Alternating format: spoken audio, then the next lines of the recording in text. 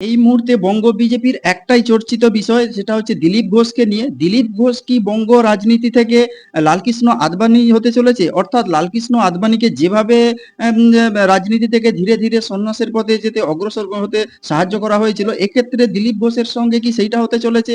কারণ সর্বভারতীয় স্তরে যে আদবানিজির প্রস্থান যেভাবে ঘটানো হয়েছিল, সেই পথেই কি অগ্রসর হচ্ছে দিলীপ ঘোষ? এক্ষেত্রে দিলীপ ঘোষ এবং লালকৃষ্ণ আদবানির মধ্যে অনেক কিছু মিল পাওয়া যাচ্ছে, এবং দীঘার যে জগন্নাথ মন্দির, সেই জগন্নাথ মন্দিরের উদ্বোধন ঘিরে যেখানে দিলীপ ঘোষের সস্ত্রী উপস্থিত ছিলেন, তার ফলে রাজ্য রাজনীতিতে দিলীপ ঘোষকে যেভাবে কোণঠাসা করে করা হয়েছে, সেই ক্ষেত্রে লালকৃষ্ণ আদবানির সঙ্গে অনেকটাই মিল খুঁজে পাচ্ছে বিভিন্ন বিশেষজ্ঞরা। এবং এক্ষেত্রে ২০ বছর আগের একটা ঘটনার কথা মনে পড়ে যাচ্ছে, যেখানে পাকিস্তানের সিন্ধ প্রদেশে, অর্থাৎ পাকিস্তানের যে করাচির সিন্ধ প্রদেশে লালকৃষ্ণ আদবানি ততদিন ছিলেন লোকসভার প্রধান বিরোধী নেতা, এবং তিনি পাকিস্তানে গেছিলেন এবং পাকিস্তানে যে মোহাম্মদ আলী জিন্নাহর সমাধিস্থলে তিনি উপস্থিত ছিলেন, এবং তার ১ বছর আগে তিনি ছিলেন ভারতের উপপ্রধানমন্ত্রী। ভারতীয় রাজনীতির কট্টর হিন্দুত্ববাদী অংশের নয়নের মণি ছিলেন লালকৃষ্ণ আদবানি, এবং বিজেপির ২ থেকে ৮৬ এবং ৮৬ থেকে ১৮৬-তে টেনে তোলার অভিযানে তিনি প্রধান কারিগর ছিলেন। ঠিক একই রকম দিলীপ ঘোষ যখন বঙ্গ বিজেপিতে ২ থেকে ১৯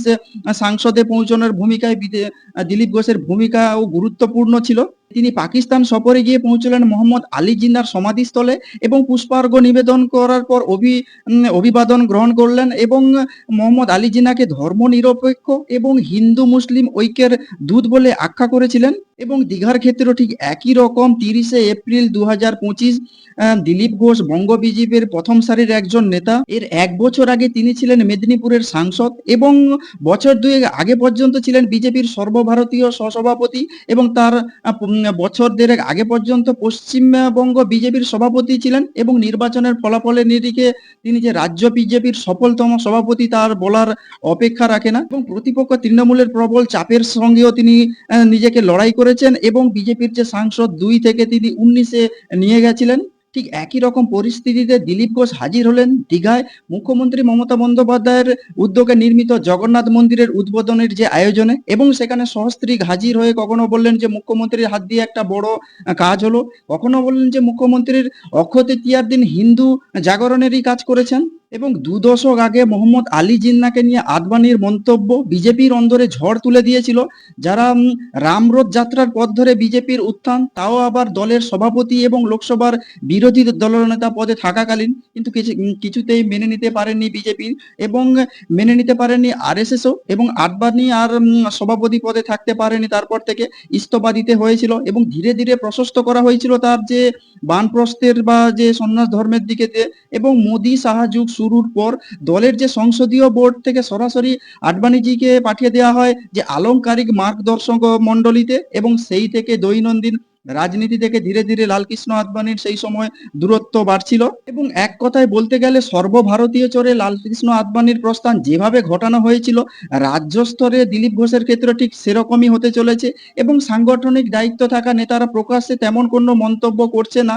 সৌমিত্র খাঁ বা অর্জুন সিং প্রকাশ্যে দিলীপ ঘোষকে নিয়ে যেসব মন্তব্য করেছিলেন বা করতে শুরু করেছিলেন, নেতৃত্বের নিষেধাজ্ঞায় তারা সেই সব মন্তব্য এখন আর কোনো কিছু করছেন না।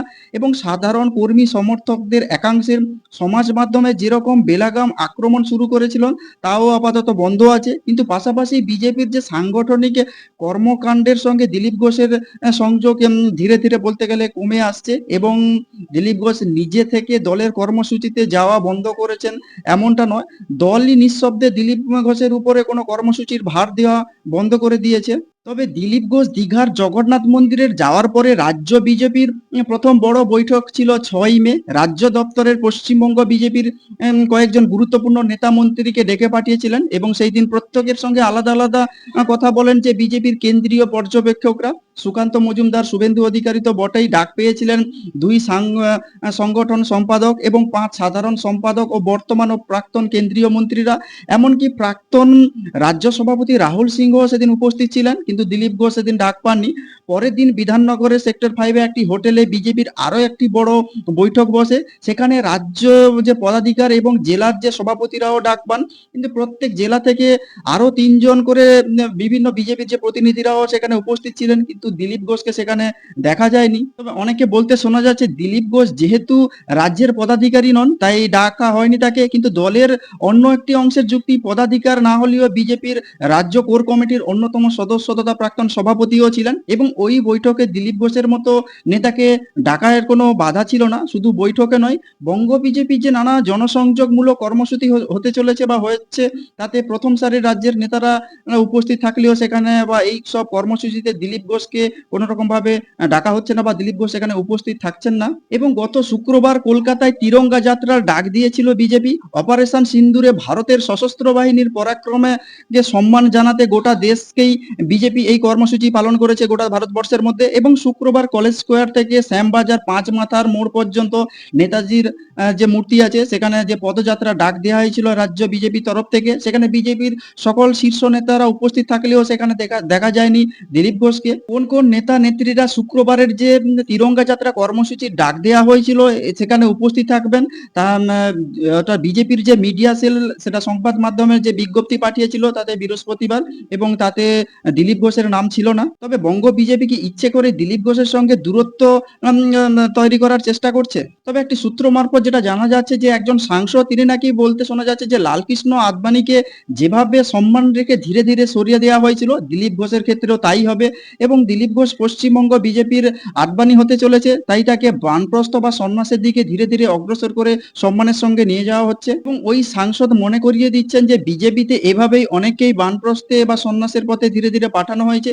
যেসব নেতা নেত্রী দলের সম্মান এবং প্রভাবে প্রথম সারি থেকে কাজ করেছেন তাদের কারো কারোর সঙ্গে কখনো দূরত্ব তৈরি হলে সংশ্লিষ্ট নেতা বা নেত্রীকে বহিষ্কার করা হয় না দল থেকে, এবং তাদেরকে ধীরে ধীরে সম্মানের সঙ্গে তাদের বানপ্রস্থ বা সন্ন্যাসের দিকে অগ্রসর করা হয়।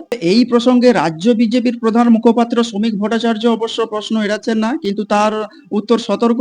দিলীপ ঘোষের জায়গায় প্রাসঙ্গিক এবং লালকৃষ্ণ আদবানি বা আদবানির জায়গায় প্রাসঙ্গিক আছে, তবে রাজনৈতিক উচ্চতার নিরিখে মন্তব্য করা তার উচিত নয় এবং এই মন্তব্যের কোনো ব্যাখ্যা তিনি করবেন না বলে জানিয়েছেন। এবং এক্ষেত্রে দিলীপ ঘোষ নিজে একটি তাৎপর্যপূর্ণ উত্তর দিচ্ছেন এবং তিনি বলেছেন যে বানপ্রস্থে একদিন না একদিন সকলকেই যেতে হবে, তো আমাকেও যেতে হবে, কিন্তু কবে যেতে হবে সেটা আমি ঠিক করব না, দেখা যাক ভবিষ্যৎ কি বলে। অর্থাৎ যে মোহাম্মদ আলী জিন্নাহর যে সমাধিস্থলে পাকিস্তানের সিন্ধ প্রদেশে গেছিল তদানীন্তন যে লোকসভার বিরোধী দলনেতা লালকৃষ্ণ আদবানি, এবং সেখানে গিয়ে যে ধর্মনিরপেক্ষতার এক প্রশংসা করেছিলেন মোহাম্মদ আলী জিন্নাহকে। এবং এক্ষেত্রেও দীঘার যে জগন্নাথ মন্দিরের উদ্বোধনে সেখানে দিলীপ ঘোষ গিয়ে সেখানে মুখ্যমন্ত্রীর প্রশংসা করেছিলেন যে দীঘার এই জগন্নাথ মন্দিরের প্রতিস্থাপনকে কেন্দ্র করে। এবং দুইয়ের সঙ্গে মিলিয়ে দেখতে গেলে সিন্ধ প্রদেশে যাওয়ার পরে তাকে রাজনীতি থেকে ধীরে ধীরে সন্ন্যাসের দিকে অগ্রসর করেছিল সম্মানের সঙ্গে। এক্ষেত্রেও দিলীপ ঘোষকে বঙ্গ বিজেপির রাজনীতিতে ধীরে ধীরে কোণঠাসা করা হচ্ছে এবং ধীরে ধীরে বলতে গেলে বানপ্রস্থ থেকে সন্ন্যাসের দিকে অগ্রসর করে নিয়ে যাওয়া হচ্ছে, তো এক প্রকারে বলতে গেলে। তো সেটাই দেখার এখন কি হয়, যে দিলীপ ঘোষ কি তাহলে বঙ্গ বিজেপিতে লালকৃষ্ণ আদবানি হতে যাচ্ছে, তো এটাই এখন দেখার বড় প্রশ্ন। তো আপনারা কি বলবেন এই বিষয়ে? যদি কোনো কিছু বলতে চান তাহলে অবশ্যই কমেন্টস বক্সে কমেন্টস করতে পারেন, আর নজর রাখুন নাচিন্দা টিভিতে।